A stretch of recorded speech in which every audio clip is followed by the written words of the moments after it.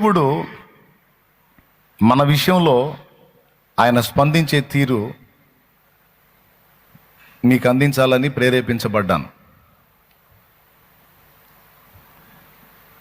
ఆయన ఒక కొండ మీద బోధ చేస్తున్నాడు, ఒక ప్రదేశంలో, ఒక ఎత్తైన ప్రదేశంలో. చాలామంది మనుషులు అక్కడికి వచ్చారు, వాక్యం విన్నారు. పాపం వాళ్ళ ఆహారం ఏం తీసుకోలేదు. ఆయన వాక్యం బోధించడమే కాదు, వాళ్ళ కడుపులు కూడా చూసే దేవుడు ఆయన. వీళ్ళు తినడానికి ఏమి లేనట్టుంది. వీళ్ళని ఇలాగ పంపేస్తే పాపం అలసిపోయి మార్గంలో ఇబ్బంది పడతారేమో, వాళ్ళని అట్లా ఖాళీ కడుపులతో పంపటం నాకు ఇష్టం లేదు, వాళ్ళకి ఏదన్నా అంత ఆహారం పెట్టండి అని అన్నాడు. వాళ్ళు అన్నారు, ఇంతమంది చాలామంది సమూహం ఉన్నారు, ఆడాళ్ళు పిల్లలు పెద్దోళ్ళు అందరూ కలిసి వేల సంఖ్యలో ఉన్నారు. వీళ్ళందరూ ఇంతమందికి ఆహారం పెట్టాలంటే పెద్ద మొత్తంలో ఖర్చు అయింది. ఖర్చు సంగతి అటుంచి ఇంతమందికి ఒక్కసారి ఇప్పుడే రెడీ చేయటం అంటే చాలా కష్టం. ఒకటి పెద్ద మొత్తం ఖర్చు, రెండవది డబ్బు పెట్టినా ఇప్పుడు ఇంతమందికి ఆహారం అంటే అది చాలా కష్టం అని వాళ్ళలో వాళ్ళు మాట్లాడుకుంటున్నారు. యేసు ప్రభు అన్నాడు, మీ దగ్గర ఏమైనా ఉందా అన్నాడు. మీ దగ్గర ఏమైనా ఉందా అంటే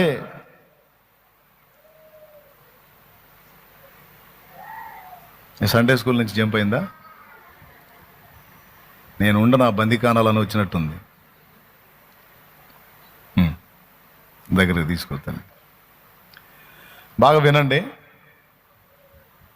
మీ దగ్గర ఏమైనా కలదా అని యేసు ప్రభు అడిగితే, ఓ చిన్నోడు మరి వాళ్ళ అమ్మవాడికి ఇచ్చినట్టుంది తినరా అని, ఏసై దగ్గరికి వెళ్తున్నావు కదా, ఆకలి అయితే తినరా అని ఇచ్చినట్టుంది, 5 రొట్టెలు 2 చేపలు. వాడు వాటిని తినలా, వాడి దగ్గర భద్రం చేసుకున్నాడు. అది తీసుకొచ్చి ఆంద్రేయకి చూపించాడు. నా దగ్గర 5 రొట్టెలు 2 చేపలు ఉన్నాయి, మరి ప్రభు అడిగాడు కదా మీ దగ్గర ఏమైనా కలదా అని, నా దగ్గర ఇది ఉంది అన్నాడు. అప్పుడు ఆంద్రేయ యేసు ప్రభు దగ్గరికి అవి తీసుకెళ్ళి, ప్రభువా మీ దగ్గర ఏమైనా కలదా అని అడిగావు, ఈ చిన్నవాని దగ్గర 5 రొట్టెలు 2 చేపలు ఉన్నాయి, అయినా ఇన్ని వేల మందికి ఇవి ఏమాత్రం అని అన్నాడు ఆయన. పర్వాలేదు, నాకు ఇవి అని అవి తీసుకొని ఆకాశం వైపు కనులెత్తి స్తోత్రం చేసి వాటిని ఆశీర్వదించి విరిచి ఇంకో గంపలో వేయటం మొదలుపెట్టాడు. జనాల్ని పచ్చిక మీద పంక్తులు పడ కూర్చోబెట్టండి నీట్గా అని కూర్చోబెట్టి ఆశీర్వదించి ఆ 5 రొట్టెలు 2 చేపల్ని విరవటం మొదలుపెట్టాడు. విరవక ముందేమో 5 రొట్టెలు 2 చేపలే. వాటిని విరవటం మొదలుపెట్టిన తర్వాత అవి విస్తారం అయిపోతున్నాయి. విరవబడక ముందేమో అవి 5 రొట్టెలు 2 చేపలే, మొత్తం 7. ఎప్పుడైతే ఆయన ఆశీర్వదించి విరవటం మొదలు పెట్టాడో అవి విస్తారం అయిపోతున్నాయి. ఎంత విస్తారమైనవి అంటే స్త్రీలు పిల్లలు గాక తిన్న పురుషులు 5,000 మంది. పురుషులు 5,000 మంది అంటే స్త్రీలు ఎంతమంది ఉంటారు ఊహించండి. ఇప్పుడు ఇక్కడ చూడండి మీరు, పురుషులు ఎక్కువ స్త్రీలు ఎక్కువ? అప్పుడు అక్కడ కూడా అంచనా వేయండి. కనీసం 5,000కి తక్కువ ఉంటారా వాళ్ళు 5 వీళ్ళు 5, 10,000. పిల్ల బ్యాచ్ మొత్తాన్ని కనీసం సగం వేసుకున్న 2.5 వేసుకున్న 12-13 మంది జనాలు అక్కడ ఉంది. అంతమంది ప్రజలకు ఈ 5 రొట్టెలు 2 చేపలే ఆయన విరిచిస్తా ఉన్నాడు, వస్తూ ఉన్నాయి, విరిచిస్తా ఉన్నాడు, వస్తూ ఉన్నాయి. అంతమంది తినంగా మిగిలిన ముక్కలు 12 గంపలు ఎత్తారు అని ఇప్పుడు మనం చదువుకున్నాం. తిన్నవాళ్ల సంఖ్య కూడా చెప్పాడు, ఎన్ని గంపలు నింపారో కూడా చెప్పాడు. అక్కడ ఉంది 5 రొట్టెలు 2 చేపలే. ఆ కొంచెము ఇన్ని వేల మంది కడుపులు నిండగా 12 గంపలు అయినాయి. ఎలా అయినాయి? యేసయ్య చేశాడు. దైవశక్తి ద్వారా అది జరిగింది, మనకందరికీ తెలుసు. ఈ రొట్టెలని ఆశీర్వదించి విరిచాడు అని రాస్తుంది. ఇక్కడ ఏం చేశాడంటే రొట్టెల్ని ముందు ఆశీర్వదించి తర్వాత విరిచాడు. బాగా వినండి, ఇది అంటావా అనవా? నేను ఖచ్చితంగా ఆ మాట అడుగుతాను అన్నోళ్ళు చేతులు ఎత్తండి. ఎన్ని అంశాలైనా నువ్వు ప్రార్థన చేయి, కనీసం చివరిలోనైనా దేవా దయచేసి నన్ను ఆశీర్వదించు, నన్ను ఆశీర్వదించు అని అడుగుతాం. ఆశీర్వాదాల్లో రకాలు ఉన్నాయి. శరీర సంబంధమైన ఆశీర్వాదాలు, మానసిక పరమైన ఆశీర్వాదాలు, ఆత్మ సంబంధమైన ఆశీర్వాదాలు. 3 రకాల ఆశీర్వాదాలు ఉన్నాయి. కొంతమందికి సమృద్ధి ఆహారం ఉంటుంది కానీ మనసులో శాంతి ఉండదు. ఇప్పుడు మనసులో శాంతి రావాలన్నా కూడా దేవుడు దయ చూపాల్సిందే. అలాగే ఆత్మీయ జీవితంలో బలాభివృద్ధి కలగాలన్నా కూడా దేవుడు కృప చూపాల్సిందే. అలాగే శరీర సంబంధమైన జీవితంలో మనకు కావాల్సిన అవసరాలు తీర్చబడాలన్నా కూడా దేవుడు కృప చూపాల్సిందే. శరీరానికి, మనసుకి, ఆత్మకి, ఈ 3ంటికి కావాల్సిన సహాయం దేవుడు చేయాల్సిందే. కాబట్టి ఖచ్చితంగా మనం దేవుణ్ణి ఏమడుగుతామంటే దేవా నన్ను ఆశీర్వదించు అని అడుగుతాం. ఆ దేనికి సంబంధించిన ఆశీర్వాదం అంటే మొత్తం కలిపి కొడతాం మనం. నా శరీరానికి సంబంధించిన ఆశీర్వాదాలు నాకు ఇవ్వు, మనసుకు సంబంధించిన ఆశీర్వాదాలు నాకు ఇవ్వు, ఆత్మకు సంబంధించిన ఆశీర్వాదాలు నాకు ఇవ్వు అని స్పష్టంగా అడగం, కలిపి కొడతాం. ఒకటే మాట, నన్ను ఆశీర్వదించు, నన్ను దీవించు ప్రభువా, నా యందు కనికరం చూపని సహజంగా అడుగుతాం. తప్పేం కాదు. ప్రతిరోజు నువ్వు ప్రార్థన చేసేటప్పుడు కనీసం ఒక్కసారైనా ఆ మాట అడుగుతావా, అడగవా? ఇందాక చేతులు ఎత్తారు అందరూ. ఎట్టి పరిస్థితుల్లో అడుగుతాం. నేను కూడా అడుగుతా, అందరినీ దీవించు, నన్ను కూడా దీవించు తండ్రి అని అడిగితే తప్పే ఉంది? తప్పేం కాదు. నేను కూడా అడుగుతా. అయితే రోజు మనం దేవుని ముందుకెళ్ళి దేవా నన్ను ఆశీర్వదించు, దేవా నన్ను దీవించు అని మనం అడుగుతున్నప్పుడు ఈ ప్రార్థన దేవుని దగ్గరికి వెళ్తుందా, వెళ్ళట్లేదా? విశ్వాసంతో ఆయన సన్నిధికి వెళ్ళి మనం పెట్టే మొర్ర ఆయన దగ్గరకు చేరుతుంది. ఆయన మన ప్రార్థన ఆలకిస్తాడు. అన్న, మంచోళ్ళ ప్రార్థన ఆలకిస్తాడు, యథార్థవంతుల ప్రార్థన ఆలకిస్తాడు. నాలాంటి పనికిమాలిన దాని ప్రార్థన, పనికిమాలినోడి ప్రార్థన దేవుడు ఎందుకు వింటాడు అనే డౌట్ నీకు వచ్చిద్దేమో. ఆయన పాదాల దగ్గరికి వెళ్ళి మోకాళ్ళుని పనికిమాలినోడు ప్రార్థించినా దేవుడు వింటాడు. పనికిమాలినోడు మొర్ర పెట్టినా కూడా విశ్వాసంతో, ఆ విశ్వాసాన్ని బట్టి దేవుడు తప్పకుండా సహాయం చేస్తాడు. ఎందుకంటే విశ్వాసం నుంచి ప్రార్థన చేస్తున్నాడు కనుక ఆ ప్రార్థన దేవుడు ఖచ్చితంగా వింటాడు. ఆయన పేరే ప్రార్థనలు ఆలకించువాడు. ఎందుకో చెప్తా. దావీదు బత్షెబా విషయంలో తేడాబడ్డ తర్వాత, ఆమె భర్త అయినటువంటి ఊరియాను చంపించిన తర్వాత దేవుని యొక్క కోపము, శాపము దావీదు మీదకి వచ్చింది. వచ్చి దావీదు చాలా బాధాకరమైన పరిస్థితిలోకి వెళ్ళిపోయాడు. సొంత కొడుకే శత్రువు అయిపోయాడు. సొంత కొడుకు దగ్గర కొంతమంది దుష్మన్లు తయారై తండ్రిని గాజేయాలన్న పథక రచన అహీతోపెలు అనేవాడు చెప్పాడు. ఎవరికి? అబ్షాలోము, దావీదు కొడుకు అబ్షాలోము వానికి చెప్పాడు.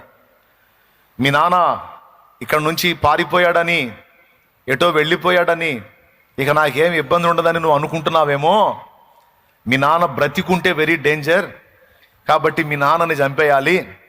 నువ్వు నాకు కొంచెం కోఆపరేట్ చేయి, నేను కొంతమంది మనుషుల్ని తీసుకొని పోయి, సైన్యాన్ని తీసుకొని పోయి మీ నాన్నని వెతికి వేటాడి మీ నాన్నని మట్టు పెడతాను, మీ నాన్న చంపేస్తాను. అప్పుడు నీకు శత్రుశేషం ఉండదు. లేకపోతే ఎప్పటికైనా మీ నాన్న నీ మీద వచ్చి పడే అవకాశం ఉంది అని వీడు ఆలోచనలు చెప్తుంటాడు అబ్షాలోముకి. అబ్షాలోము ఆ ఆలోచనల విషయంలో తర్జన భర్జన పడుతుంటాడు. అక్కడే హూషై అనేటువంటి వాడు ఒకడు ఉంటాడు. ఇతడు దావీదు పక్షం వాడు. అహీతోపెలేమో అబ్షాలోము పక్షం వాడు, అంటే దావీదు కొడుకు పక్షం వాడు. ఇక్కడ దావీదు శాపాన్ని అనుభవిస్తున్నాడా, ఆశీర్వాదంలో ఉన్నాడా? మీరు చెప్పండి, పెద్దగా చెప్పండి. చేసిన తప్పుకి శాపాన్ని అనుభవిస్తున్నాడా, దీవెనలో ఉన్నాడా? సింపుల్గా చెప్పొచ్చు, రాజ్యం వదిలిపెట్టి, సింహాసనం వదిలిపెట్టి వెళ్ళిపోవాల్సి వచ్చింది అంటే అగచాట్ల మారి పరిస్థితుల్లో ఉన్నాడు, శాపంలో ఉన్నాడు. ఆ స్థితిలో ఉండి ఒక్కటే ఒక మాట అంటాడు, దేవునికి వెళ్ళి చూసి, ప్రభువా, అబ్షాలోము దగ్గర చేరిన అహీతోపెలు ఆలోచన చెడగొట్టవా అని అడుగుతాడు. అహీతోపెలు ఆలోచన చెడగొట్టవా అని అడిగితే ఆ ప్రార్థన దేవుడు విని నిజంగానే అహీతోపెలు ఆలోచన అబ్షాలోము వినకుండా చెడగొడతాడు. కాబట్టి ఇక్కడ గమనించాల్సిన విషయం ఏంటంటే, మనం విజయంలో ఉన్నా వైఫల్యంలో ఉన్నా మన విశ్వాసంతో దేవుని పాదాల దగ్గరికి వెళ్ళి మనం ప్రార్థన చేసినప్పుడు తప్పనిసరిగా మన ప్రార్థన దేవుని దగ్గరకు చేరుతుంది. ఇంతవరకు మీకు అర్థమైంది? ప్రార్థన వెళ్తుంది. ఇప్పుడు నువ్వు ప్రతిరోజు దేవుని దగ్గరికి వెళ్ళి మోకాళ్ళుని నువ్వు ఖచ్చితంగా ప్రార్థన చేసే ప్రతిసారి, నా తండ్రి నన్ను ఆశీర్వదించు, నా కుటుంబాన్ని ఆశీర్వదించు, నా బిడ్డలను ఆశీర్వదించు, నా భర్తను ఆశీర్వదించు, నా భార్యను ఆశీర్వదించు, నా తల్లిదండ్రుల్ని ఆశీర్వదించు అని మనం రకరకాలుగా ప్రార్థనలు చేస్తాం. మనల్ని దీవించమని కోరుతాం, మన వారిని, మనకిష్టమైన వారిని కూడా దేవుడు ఆశీర్వదించినట్లు మనం అడుగుతాం. అయితే ఈ ప్రార్థనలన్నీ గాలికి పోవట్లేదు, ఈ ప్రార్థనలన్నీ అక్కడ వినబడతాయి. రెండవది, అక్కడ వ్రాయబడతాయి. దేవుని సముఖంలో వినబడతాయి, జ్ఞాపకార్థంగా వ్రాయబడతాయి. ఒట్టి ప్రార్థనలే కాదు, ఆ ప్రార్థనలు చేసేటప్పుడు మనం కార్చే కన్నీళ్లు కూడా అక్కడ రాయబడతాయని బైబిల్ గ్రంథంలో గతంలో మీకు చూపించాను నేను. 56వ కీర్తన 8వ వచనంలో, నా సంచారములను నీవు లెక్కించి ఉన్నావు, నా కన్నీళ్లు నీ బుడ్డిలో దాచి ఉన్నావు, అవి నీ కవిలలో కనబడును కదా అంటాడు. కవిలే అంటే పుస్తకంలో రాయబడ్డాయి నా కన్నీళ్ళు అని భక్తుడు ప్రార్థించాడు, దేవుడితో మాట్లాడాడు. బాగా వినండి. అంటే మన కన్నీళ్లు బుడ్డిలో దాచబడుతున్నాయి, అవి ఎన్ని సార్లు మనం కన్నీళ్లు గార్చామో అవన్నీ కూడా రాయబడ్డాయి. 2, మూడవది, మనం చేసిన ప్రార్థనలన్నీ కూడా దేవుని పాదాల చెంతకు వెళ్ళాయి. ఇప్పుడు కనీసం రోజులో ఒక్కసారైనా, కనీసం 2 సార్లైనా, కనీసం 3 సార్లైనా ప్రార్థించినప్పుడు తప్పనిసరిగా నన్ను బ్లెస్ చేయి తండ్రి, ఆశీర్వదించు తండ్రి అని అయితే ఖచ్చితంగా అడుగుతాం. రోజు తప్పనిసరిగా మన ప్రార్థనల్లో నన్ను ఆశీర్వదించు అని మనం దేవుని ముందు చేసే మనవి దేవుని సముఖంలోనికి వెళుతుంది, జ్ఞాపకార్థంగా చేర్చబడుతుంది, వ్రాయబడుతుంది అని నేను చెప్పాను. అది ఎన్నిసార్లు అంటే చాలాసార్లు. ఎన్ని రోజులు నువ్వు ప్రార్థించావో, ఎన్నిసార్లు ప్రార్థించావో, ప్రార్థించిన ప్రతిసారి నన్ను ఆశీర్వదించు అనే మాటలు అక్కడికి వెళ్తాయి. అయితే ఇక్కడ గమనించాల్సినటువంటి విషయం ఏంటంటే, నువ్వు ఆశీర్వదించమని అడిగినప్పుడు, అది కూడా అనేక సార్లు నువ్వు అడుగుతున్నప్పుడు తప్పకుండా దేవుడు ఆ విషయమై శ్రద్ధ నిలుపుతాడు. నిన్ను ఆశీర్వదించాలని దేవుడు పూనుకున్నప్పుడు దేవుడు చేసేటువంటి ఒక పనిని నీ దృష్టిలోనికి తీసుకొని రావాలని ఈ అంశం ఎత్తుకున్నాను. ఏం చేస్తాడు? నిన్ను ఆశీర్వదించాలని దేవుడు అనుకున్నప్పుడు ఏం చేస్తాడంటే, ఆశీర్వాదానికి తగిన వ్యక్తిగా ముందు నిన్ను సిద్ధపరుచుకుంటాడు. నువ్వు ఆశీర్వదించు అనగానే వెంటనే ఓకే ఆమెన్ అనడు. దేవునికి స్తోత్రం. ఎందుకంటే ఆశీర్వాదాన్ని తట్టుకోవడానికి కూడా శక్తి కావాలి. కొంతమంది ఆశీర్వదించబడకముందు బాగున్నారు, ఆశీర్వదించబడ్డ తర్వాత ఒక దారయ్యారు. గర్వహృదయులై, పనికిమాలినోళ్ళై, లోకానుసారులై, శరీరానుసారులై పాడైపోయారు. వాళ్ళు ఆశీర్వదించబడకముందు దీనస్థితిలో ఉన్నప్పుడు వాళ్ళు క్రమంగా ఉన్నారు, దేవుని యందు భయభక్తులు కలిగి ఉన్నారు, అన్ని లెక్కలు బాగున్నాయి. వాళ్ళు ఎప్పుడైతే దేవుని ఆశీర్వాదాన్ని పొందారో, ఆశీర్వాదం పొందిన తర్వాత దెబ్బతిన్నారు. ఎక్కడ దాకా అవసరం, దావీదు సంగతే చెప్తా. మళ్ళీ గొర్రెలు కాసుకునేటప్పుడు, ఇంట్లో అందరి చేత చీచా అనిపించుకునేటప్పుడు, అందరి చేత పనులు చెప్పించుకొని పనులు చేసే స్థితిలో ఉన్నప్పుడు, ఎండకెండి వానగదడిసి నానా బాధలు పడుతున్నప్పుడు దావీదు బాగానే ఉన్నాడు. దేవుడు దావీదును ఆశీర్వదించాడు, దావీదు రాజు అయ్యాడు, ఇంటి వాళ్ళు అతన్ని గణపరిచారు, సమాజం గణపరిచింది, ఇశ్రాయేలు సర్వ సమాజము రాజా అని ఆయనకు లోబడింది. ఇక ఆయన ఆడిందే ఆట, పాడిందే పాట. మీరు గమనించాలి, దావీదు దీనుడుగా ఉన్నప్పుడు, ఇబ్బంది కొలిమిలో ఉన్నప్పుడు దావీదు అద్భుతంగా ఉన్నాడు. దావీదు ఆశీర్వదించబడిన తరువాత దెబ్బతిన్నాడు. అవునా కాదా? పెద్దగా చెప్పండి. సౌలు బతుకు కూడా అంతే, సంసోను బతుకు కూడా అంతే. మీరు ఏ భక్తుని జీవితమైనా చూడండి, చాలా వరకు ఎక్కువ శాతం మంది భక్తులు ఆశీర్వదించబడక ముందు ఒక రకంగా ఉన్నారు, దేవుడు వారిని ఆశీర్వదించిన తరువాత తేడా పడ్డారు. అందుకే నేను అంటాను, దేవుని ఆశీర్వాదాన్ని తట్టుకోవటానికి కూడా శక్తి కావాలి, దేవుని యొక్క దీవెనలను తట్టుకోవటానికి కూడా శక్తి కావాలి, బలం కావాలి. లేకపోతే దెబ్బతినే అవకాశం ఉంది. బేదరికంలో, లేమిలో ఉన్న వినయం, సాత్వికం, మృదుత్వం సంపన్న స్థితిలోకి వెళ్ళినప్పుడు అది కోల్పోయే ఛాన్స్ ఉంది. అందుకే మనల్ని ప్రేమించే దేవుడు, మన ఎడల కృప చూపుతున్న దేవుడు మనం ఆశీర్వదించు అనగానే ఆశీర్వదించడు. మరేం చేస్తాడంటే, ఆశీర్వాదానికి నువ్వు ఏ విధమైన ఆశీర్వాదాలు కోరుతున్నావో ఆ విధమైన ఆశీర్వాదాన్ని పొందటానికి, తట్టుకోవటానికి అనుకూలమైన వ్యక్తిగా నిన్ను సిద్ధపరచడానికి దేవుడు ముందు మొదలు పెడతాడు. ఏమన్నా అర్థమైందా? ఆ దీవెనను తట్టుకోవటానికి, ఆ ఆశీర్వాదాన్ని పొందటానికి తగిన వ్యక్తులుగా మనల్ని ముందు రెడీ చేసుకుంటాడు. అలాగాని రెడీ చేయకుండా మనకి బ్లెస్సింగ్ ఇచ్చాడు అనుకో, ఫర్ ఎగ్జాంపుల్ ఎక్కడ దాకా వద్దండి, దేవా నాకు వరమియవా, కృప వరమియవా, కృప వరమియవా అని కొంతమంది ప్రార్థన చేస్తారు. స్వస్థపరచు వరమో, ఆత్మల వివేచనో, ప్రవచన వరమో, భాషలో ఏదో ఒకటి అడుగుతూ ఉంటారు. దేవుడు ఆమెన్ అని వరం ఇచ్చాడు అనుకో, వీళ్ళు ప్రార్థించినప్పుడు అద్భుతాలు జరిగినాయి అనుకో, ఇక వీళ్ళు భూమి మీద నిలబడరు, వీళ్ళు ఇంత ఆకాశంలోనే తిరుగుతూ ఉంటారు.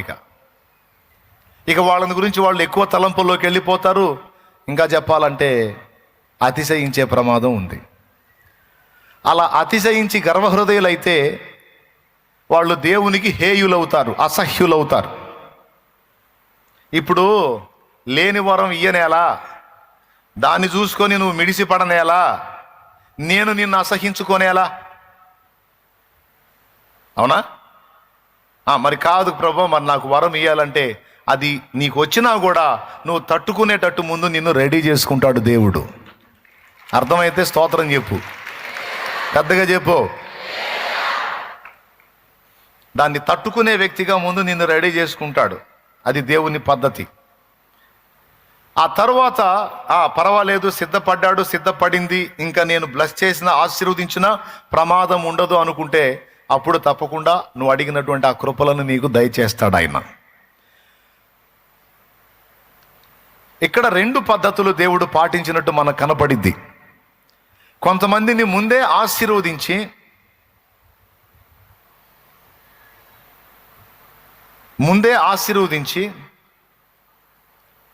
తర్వాత ఆయన అనుకున్న పని చేస్తాడు. కొంతమందిని ముందు అనుకున్న పని చేసి తర్వాత ఆశీర్వదిస్తాడు. ఇంతకు అసలు అనుకున్న పని ఏందో అంటే, ఇందాక చదివాంగా, విరగ్గొట్టడం. దేవునికి స్తోత్రం కలుగును గాక. ఏంటా పని? విరగ్గొట్టడం అంటారు. ఇంత కష్టపడి చెప్పింది ఈ పాయింట్గా అనుకోవాకండి, అది చాలా ముఖ్యమైన పాయింట్. విరగ్గొట్టడం. మనల్ని నానా విధాలుగా దేవుడు, ఆశ్చర్యం ఏంటంటే, ఆశీర్వదించు ప్రభా, దీవించు ప్రభా అని మనం ప్రార్థన చేస్తుంటే అగచాట్లు ఎక్కువ అవుతుంటాయి, బాధలు ఎక్కువ అవుతుంటాయి, సమస్యలు ఎక్కువ అవుతుంటాయి, ఎదురు దెబ్బలు ఎక్కువ అవుతుంటాయి. ఏందో అర్థం కాదు. మనం ప్రార్థన ఏమన్నా రాంగ్ చేస్తున్నామా? లేదు. ఎవరైనా ప్రార్థన చేసేటప్పుడు బ్లెస్ చేయమని కోరుకుంటారు, ఆశీర్వదించమని కోరుకుంటారు. కానీ అలా కోరితే ఎలా అవుతుంది? ఏంది? ఎందుకు అలా అవుతుంది అంటే, దేవుడి సిద్ధపరచుటలో భాగం అది. నీవు ఆశీర్వదించమని అడిగినప్పుడల్లా నీ ప్రార్థన అక్కడ వినబడింది. దేవుడు తన పనికి తాను పూనుకున్నాడు. మరి ఆ ఆశీర్వాదాన్ని నీవు స్వతంత్రించుకున్నట్లు, దాన్ని తట్టుకొని నిలుచున్నట్లు ఆయన నిన్ను సిద్ధపరచడం మొదలు పెడతాడు. ఆ సిద్ధపరిచే ప్రక్రియ పేరే విరగగొట్టుట అనేది. 5 రొట్టెలు 2 చేపలు విరవబడక ముందు అవి అంతవరకే ఉన్నాయి. అది ఒకని ఆహారం మాత్రమే. అది కూడా ఒక చిన్నవాడు తీసుకొచ్చి ఇచ్చాడని రాస్తుంది గ్రంథంలో. అంటే 5 రొట్టెలు 2 చేపలు ఒక చిన్నవాడు తినగల ఆహారం, ఒక బాలుడు తినగల ఆహారం. అది ఒక్కనిదా 1000 మందిదా? నోరు తెరిచి అందరూ చెప్పండి. ఒక్కరిదే. కానీ ఎప్పుడైతే ఆయన ఆశీర్వదించి విరిచాడో అది వేలాది మంది ఆహారంగా మార్చబడింది.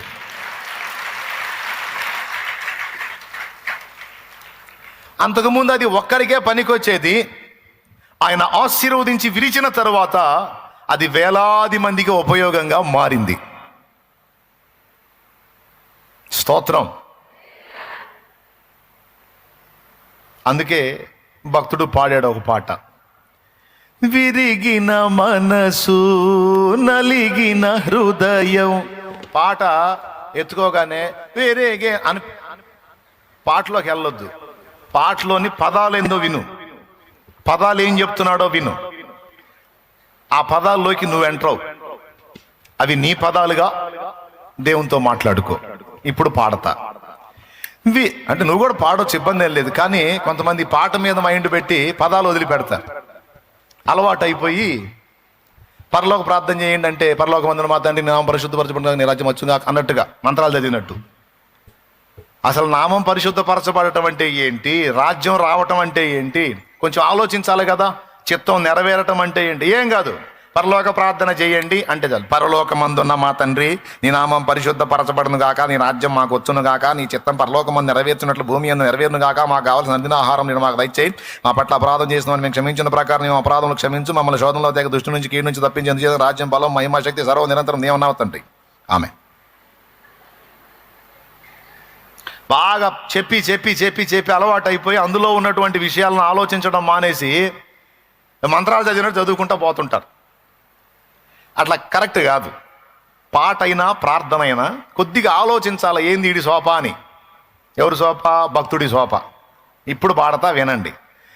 విరిగిన మనసు నలిగిన హృదయం, విరిగిన మనసు నలిగిన హృదయం, నీకిష్టమైన బలియాగములా నీ చేతితోనే విరచిన రొట్టెనై ఆహారమౌదును అనేకులకు. నీ చేతితోనే విరచిన రొట్టెనై ఆహారమౌదును అనేకులకు. మహిమ స్వరూపుడా మృత్యుంజయుడా మరణపు ముల్లును విరచిన వాడా, నీకే స్తోత్రములు నా యేసయ్యా, నీకే స్తోత్రములు. దేవునికి మహిమ. దేవుడు ఏం చేస్తాడు? ఏం చెప్తున్నాడు ఇక్కడ? నీ చేతితోనే విరచిన రొట్టెనయి ఆహారం అవుదును అనేకులకు అన్నాడు ఆయన. ఈరోజు దేవుడు నిన్ను కొన్ని పరిస్థితులు గుండా తీసుకెళ్తున్నాడు. కొన్ని విషయాలలో నిన్ను విరగొడుతున్నట్టు నీకు అర్థమవుతుంది. నీ వాళ్ళను కూడా కొన్ని విషయాల్లో విరగొడుతున్నట్టు నీకు స్పష్టంగా అర్థమవుతుంది. అలా నిన్ను విరగొట్టినా నీ వాళ్ళని విరగొట్టినా నీకు ముందు బాధ కలిగిద్ది. కొన్నిసార్లు అర్థం కాక ఆవేశం కూడా కట్టలు దించుకుంటుంది. వెంటనే బొటన వేలు ఇలా పెట్టి ఎందుకు ఇలా చేస్తున్నావు అనే ప్రశ్న కూడా నీవు దేవుణ్ణి అడిగే అవకాశం ఉంది. దానికి దేవుని సమాధానం ఏంటంటే, నీవు విరవబడకపోతే ఒంటిగానే ఉంటావు. నిన్ను నేను కానీ విరిచినట్లయితే నీవు 1000 మందికి దీవెనగా మారుతావు.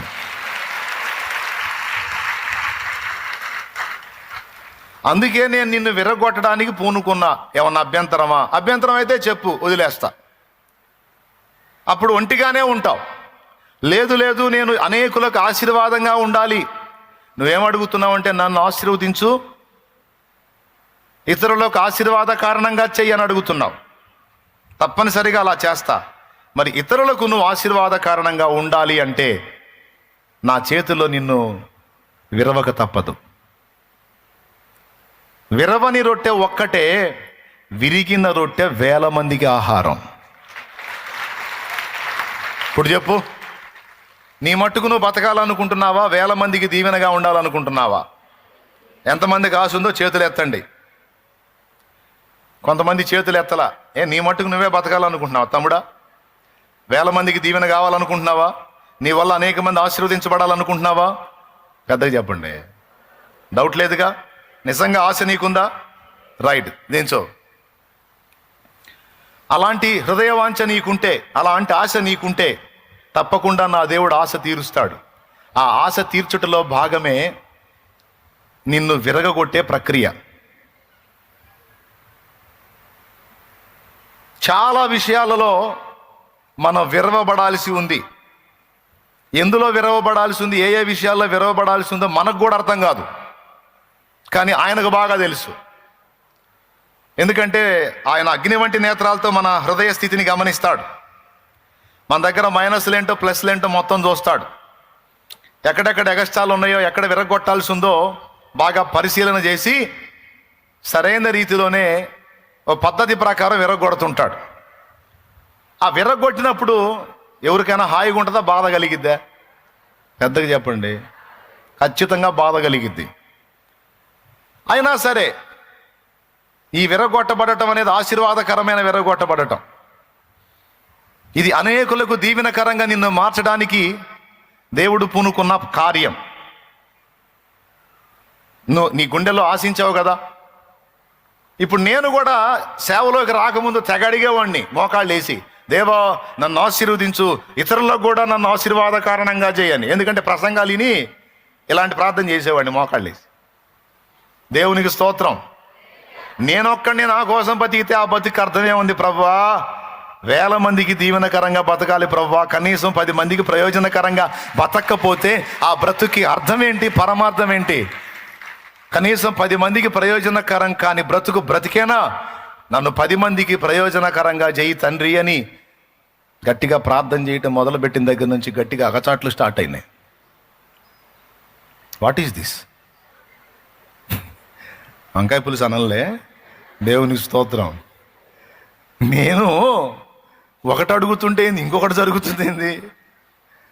ఏ స్థితికి వెళ్ళిపోయానంటే, నన్ను ఆశీర్వదించు, 10 మందికి ప్రయోజనకరంగా నన్ను మార్చు, నన్ను ఆశీర్వదించు, నన్ను దీవించని అడిగే కొద్దీ నలుగుడు ఎక్కువైంది, విరుగుడు ఎక్కువైంది. చివరికి ఏ పరిస్థితి వచ్చిందంటే, నాలాంటోడు ఒకడు బతకడం అవసరం అంటావా అన్న విరక్తిలోకి వెళ్ళిపోయా.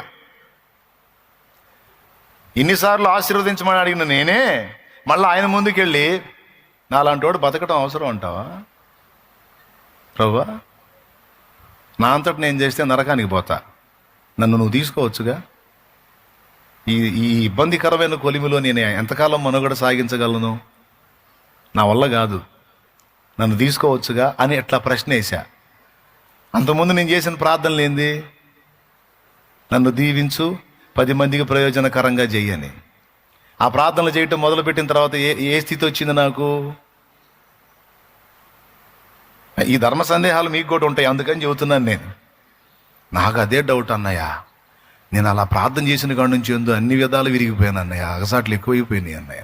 అదే కారణం చెప్తున్నా. దేవుణ్ణి నేను అడిగి వినబడలేదా? ఏంది ఇలాగ అప్పచెప్పాడేంది? నన్ను శ్రమ కొలిమికి, ఇబ్బంది కొలిమికి అప్పచెప్పాడేంది? లేమికి, దరిద్రతకు అప్పచెప్పాడేంది? వేదనకు అప్పచెప్పాడేంది? నిందకు అప్పచెప్పాడేంది? అవమానానికి అప్పచెప్పాడేంది? బాధకు అప్పచెప్పాడేంది? శోధనకు అప్పచెప్పాడేంది? కన్నీళ్ళకు అప్పచెప్పాడేంది అనుకున్నా. మొత్తుకుంటున్నా కుయ్యో అని. ఆయన ఏం మాట్లాడట్లా. మౌనంగా డిఫరెంట్ టైపుల్లో ఆయన పని ఆయన చేసుకుంటూ వెళ్తున్నాడు. స్తోత్రం. అలా ఎందుకు చేశాడో, ఆనాడు అలా ఎందుకు స్పందించాడో, అలా ఎందుకు ప్రవర్తించాడో ఈనాడు అర్థమవుతుంది, ఆనాడు అర్థం కాల. నిన్ను ఎర్రగొట్టమన్నానా, ఆశీర్వాదకరంగా మార్చమన్నానా? ఏం చేస్తున్నావు అయ్యా నువ్వు? 10 మందికి దీవెనకరంగా మార్చమన్నాను కానీ నన్ను పట్టుకొని ఎర్రగొట్టమన్నానా? ఆయన చెప్పే మాట ఏంటంటే, అరే ఇది జరగకపోతే అది జరగదరా అంటాడు. ఇది జరగకపోతే అది జరగదు బేటా. 10 మందికి నువ్వు ప్రయోజనకారిగా కావాలంటే కొన్ని విషయాలలో నువ్వు విరవబడాలి బిడ్డ అంటాడు ఆయన. అర్థమయ్యేటట్టు చేశాడు. తర్వాత ఇప్పుడు మీ మనసుకు మీకేమనిపిస్తుందంటే, శాలేమన్న లైఫ్ ధన్యం కదా అనిపిస్తుంది. అబ్బా ఏం జీవితం, ఈ జీవితం నీవు సంతోషించేటట్టు, నీవు మెచ్చేటట్టు తయారు కావడానికి బోల్డన్ని కోటింగులు తింది. ఇప్పుడు కూడా తింటానే ఉంది, ఇప్పుడు కూడా కోటింగ్ పడతానే ఉంది. ఈ కోటింగ్ ఎందుకంటే ఇంకా అత్యధికమైనటువంటి ఆశీర్వాదంలోకి తీసుకెళ్ళడానికి.